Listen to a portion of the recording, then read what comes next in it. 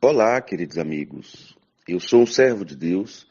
Essa é a nossa gota de sabedoria de hoje, dia 1º de novembro. Você tem desejos na vida que já foram realizados? E você lembra de algum desejo que você teve muito em sua vida e que você não conseguiu realizar? Pense bem comigo.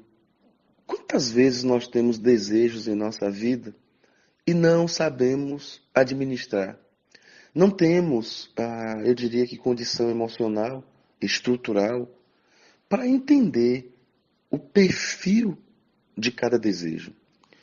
Talvez a minha linguagem seja um pouco difícil, mas eu queria tentar, da maneira mais simples possível, nos ajudar a lidar com os nossos desejos. Porque, segundo um dicionário, o desejo é uma tensão em direção a algo, é um fim, uma busca. Eu diria que o desejo é uma inclinação, é um dedo apontando para uma direção. Então, os desejos em si mesmos, eles precisam ser cuidadosamente estudados. Talvez a alfabetização emocional nos ajude muito no quesito administração dos desejos. Porque eu posso ter um desejo extremamente bom, um desejo ruim. Eu posso ter um desejo vaidoso. Eu posso ter um desejo despretensioso. Eu posso ter um desejo patológico. Eu posso ter um desejo lícito. Eu posso ter um desejo ilícito. Eu posso ter um desejo extremamente ditador. Eu posso ter um desejo vaidoso. Eu posso ter um desejo com implicações humanitárias, sociológicas. Eu posso ter desejos com inclinação psicológicas. Eu posso ter desejos com implicações espirituais. Eu posso ter desejos que ajude o meu próximo, o meu semelhante. Eu posso ter desejo que apenas me ajude e que cause impacto negativo na vida do outro. Então, eu preciso domesticar os meus desejos.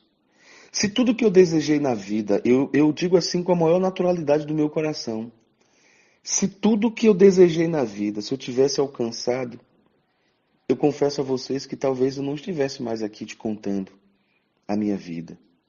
Talvez eu não estivesse aqui gravando essa gota.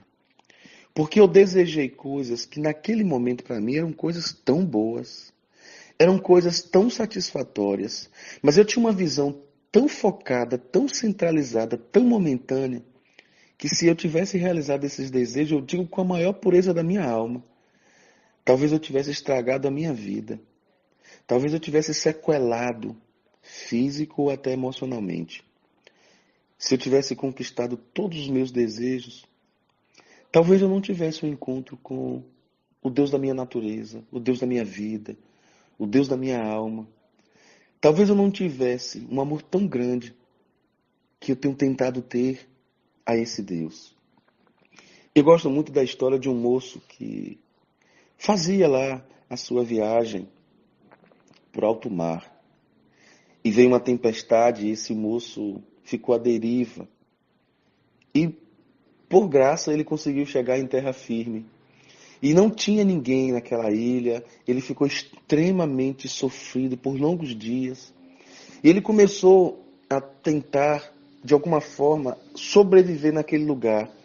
Então ele foi fazendo uma cabana, ele foi aos poucos readaptando a vida dele, buscando alimentos naquele lugar. E chegou um tempo que ele saía para procurar comida e voltava para sua cabana.